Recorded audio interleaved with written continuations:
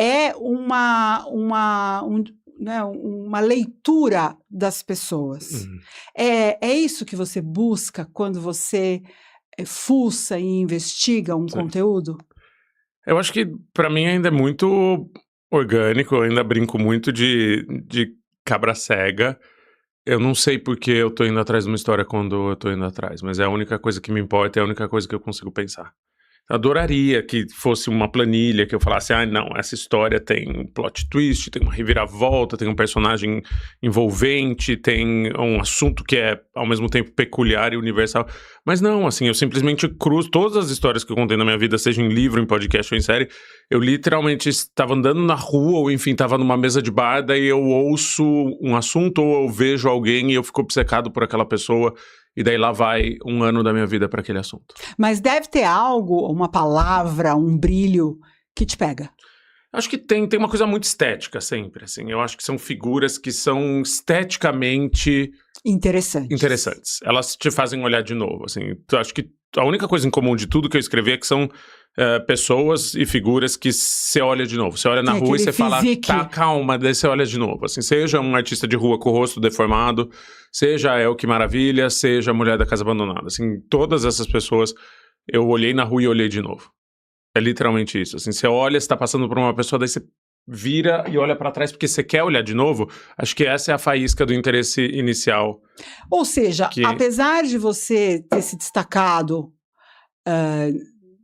maior parte dos seus trabalhos começou o destaque no podcast Raiz Áudio. O visual sempre foi prioridade para você. Sempre. Não sempre, assim, porque acho que daí o texto vem, seja o texto em áudio, seja o texto escrito, ou seja o texto para televisão, ele vem para compensar a falta de imagem, né? E quando você planeja as suas histórias, você já pensa nelas com essa cauda longa de que depois elas podem virar um filme ou uma série? Como funciona essa criação? Eu acho que eu tô começando a pensar nisso agora porque eu desconhecia. Eu não sabia que isso era possível até muito recentemente. O que acontece? Eu trabalho 10 anos no jornal, trabalhei na Folha de São Paulo dos 20 aos quase 30. Texto, basicamente? Texto. 100% texto e 100% é o jornal para embrulhar o peixe do dia seguinte. Apuração. Nada tem vida útil nenhuma. A vida útil do seu texto é um dia. Tudo é perecível o tempo inteiro. Tudo apodrece. É que nem, sabe, abacate, que você tá verde, você olha pro outro lado, você olha o abacate tá podre. É isso, assim, meu trabalho sempre foi isso no jornal. Você escreve no dia para ser publicado no dia seguinte e no outro já não existe mais. Então esse impacto do que você escrever poder virar outra coisa, poder virar uma série, poder virar um filme, poder virar um livro, isso nunca ocorreu para mim em 10 anos de profissão, até eu escrever meu primeiro livro. Chama Ricardo e Vânia, a história do Fofão da Augusta, que é o Ricardo Correia, e da Vânia, que foi o amor da vida dele, que também se injetou silicone. E daí, quando o livro nem saiu, uma produtora me liga, uma produtora audiovisual, e fala, a gente quer comprar os direitos, porque a gente teve acesso ao livro antes do livro sair.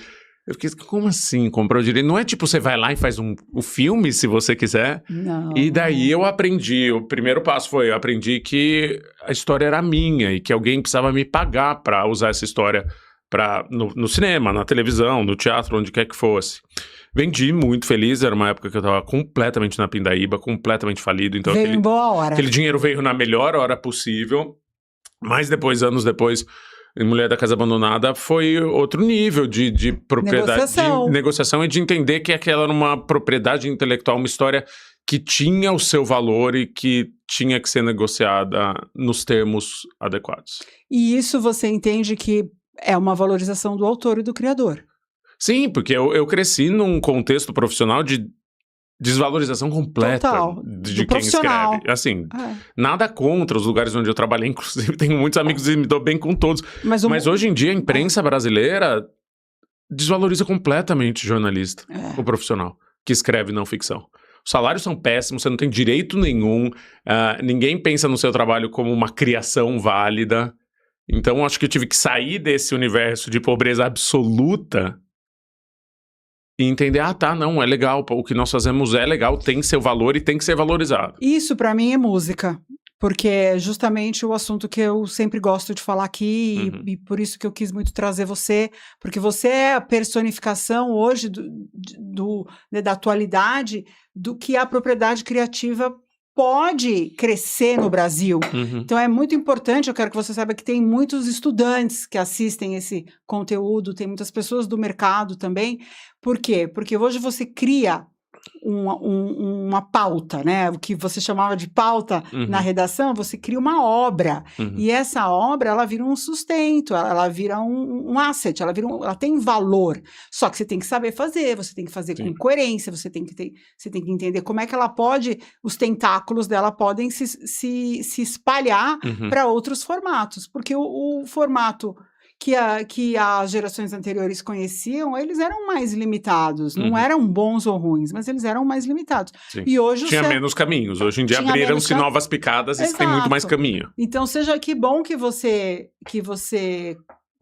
fez essa virada na sua carreira e conseguiu aprender a como realmente monetizar com o seu trabalho, porque é um trabalho suado. Não, e acho que ainda nós estamos aprendendo, eu digo nós, o mercado. O mercado, porque eu me considero, antes de tudo, um podcaster, sabia? Eu não me considero escritor, escrevi 4 livros, comecei a escrever muito antes de começar a fazer áudio, mas como categoria profissional eu me penso como podcaster dos que só fazem áudio. Não vem com esse impostor. O quê? Não, zero, mas eu sou escritor, mas é que eu digo, eu tô fazendo mais, assim, é o que vem tomando mais do meu tempo. Mas o criador de conteúdo, de fato, ele pode fazer várias coisas. Sim, eu concordo também, não tenho crise existencial nenhuma, assim, não tem síndrome de impostor aqui, não. É só tô dizendo que no meu dia a dia, eu tenho muito mais contato com outros podcasters e minha realidade é muito mais do mercado de podcast, hoje em dia. Tá. Tudo bem, tô escrevendo um livro que vai demorar pra sair, mas nos últimos 3 anos foram de fazer podcast, produtor de podcast. Agora, e a gente tá aprendendo nesse mercado, os outros podcasts só de áudio. Cara, como ganhar dinheiro? A grande pergunta hoje em dia é, podcast, agora o brasileiro médio já sabe o que é, agora já tem público, agora já tem o pessoal que tem mais de 1 milhão de ouvintes, de downloads por episódio. E a gente ainda não tem uma fórmula para ganhar dinheiro, não tem um caminho claro para ganhar dinheiro.